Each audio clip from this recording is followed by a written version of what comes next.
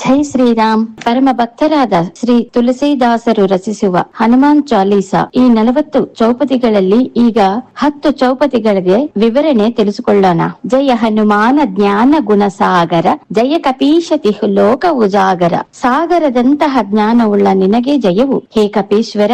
ನಿನ್ನ ಕೀರ್ತಿಯು ಭೂಲೋಕ, ಊರ್ಧ್ವಲೋಕ ಹಾಗೂ ಅಧೋಲೋಕ ಈ 3 ಲೋಕಗಳಲ್ಲಿಯೂ ವ್ಯಾಪಿಸಿದೆ. ಈ 3 ಲೋಕಗಳಲ್ಲೂ ಅಂದ್ರೆ ಭೂಮಿಯ ಮೇಲೆ 7 ಲೋಕಗಳು, ಭೂಮಿಯ ಕೆಳಗೆ 7 ಲೋಕಗಳು. ಈ ಎಲ್ಲಾ ಲೋಕಗಳೆಲ್ಲ ನೀನು ಕಪಿಶ್ರೇಷ್ಠರು. ರಾಮದೂತ ಅತುಲಿತ ಬಲಧಾಮ, ಅಂಜನಿ ಪುತ್ರ ಪವನಸುತ ನಾಮ. ನೀನು ರಾಮದೂತನು, ಅಮಿತವಾದ ಬಲ ಪರಾಕ್ರಮಗಳನ್ನು ಹೊಂದಿರುವರು. ಅಂಜನಾದೇವಿ ಪುತ್ರನು ಆದದರಿಂದ ಅಂಜನಿ ಪುತ್ರ ಎಂಬ ಸಂಬೋಧಿಸುತ್ತಾರೆ. ವಾಯುದೇವರ ಅನುಗ್ರಹ ಪಡೆಯುವರಿಂದ ಪವನಸುತ ಎಂಬ ನಾಮಧೇಯದಿಂದ ಪ್ರಖ್ಯಾತನಾಗುವವರು. ಮಹಾವೀರ ವಿಕ್ರಮ ಭಜರಂಗಿ, ಕುಮತಿ ನಿವಾರ ಸುಮತಿಕೇ ಸಂಗಿ. ಹೇ ಬಜರಂಗ ಬಲಿ, ನೀನು ಬಜರಂಗ ಬಲಿ ಅಂದರೆ ವಜ್ರದಂತ ಅಂಗವುಳ್ಳವನಾಗಿ ವಜ್ರಕಾಯವಾಗಿರುವ ನಿನ್ನನ್ನು ಆಶ್ರಯಿಸಿದರೆ ನಮ್ಮಲ್ಲಿರುವ ಕೆಟ್ಟುತನವನ್ನು ತೊರೆದು ಹಾಕುತ್ತವೆ. ಸುಮತಿಕೇ ಸಂಗಿ ಅಂದರೆ ಯಾವಾಗಲೂ ಸದ್ಬುದ್ಧಿ ಉಳ್ಳವರ ಸಾಂಗಿತ್ಯದಲ್ಲೇ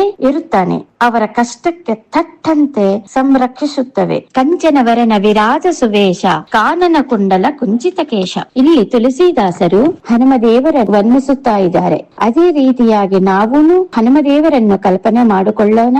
ನಿನ್ನ ಶರೀರವು ಬಂಗಾರದಂತಹ ಛಾಯೆಯಲ್ಲಿ ದಿವ್ಯ ವಸ್ತ್ರಾಭರಣಗಳಿಂದ ಅಲಂಕೃತವಾಗಿದ್ದಾನೆ. ಕಾನನ ಕುಂಡಲ ಕುಂಚಿತ ಕೇಶ, ಕಿವಿಗಳಲ್ಲಿ ಸಹಜ ಕುಂಡಗಳಿಂದ ಹಾಗೂ ತಲೆಯ ಕೂದಲು ಗುಂಗುರು ಮುಂಗುರುಗಳಿಂದ ಸುಂದರವಾಗಿ ಕಾಣಿಸುತ್ತಾನೆ.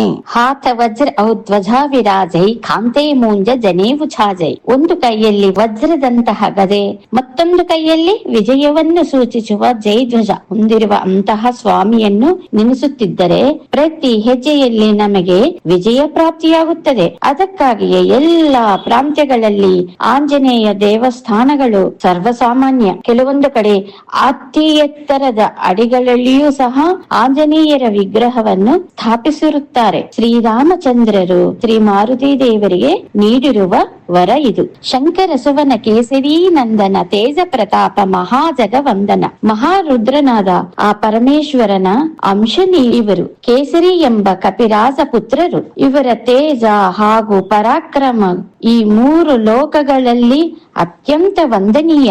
ವಿದ್ಯಾವಾನ ಗುಣೀಯತ ಚಾತುರ, ರಾಮ ಕಾಜ ಕರಿವೇಕೋ ಆತುರ. ಹೇ ರಾಮ ಬಂಟನೆ, ನೀನು ಎಲ್ಲಾ ಶಾಸ್ತ್ರಗಳಲ್ಲಿ ಬಲ್ಲವನು ಹಾಗೂ ಸದ್ಗುಣ ಸಂಪನ್ನಶಾಲಿ, ಅತ್ಯಂತ ಚತುರ. ಪ್ರಭು ಶ್ರೀರಾಮಚಂದ್ರನ ಕಾರ್ಯಗಳನ್ನು ದಕ್ಷತೆ ಹಾಗೂ ಕುಶಲತೆಯಿಂದ ಸಂಪನ್ನಗೊಳಿಸಲು ಆತುರನಾಗಿರುತ್ತಾನೆ. ಪ್ರಭು ಚರಿತ್ರ ಸುನಿವೇಕೋ ರಸಿಯ, ರಾಮ ಲಖನ ಸೀತಾಮನ ಬಸಿಯ.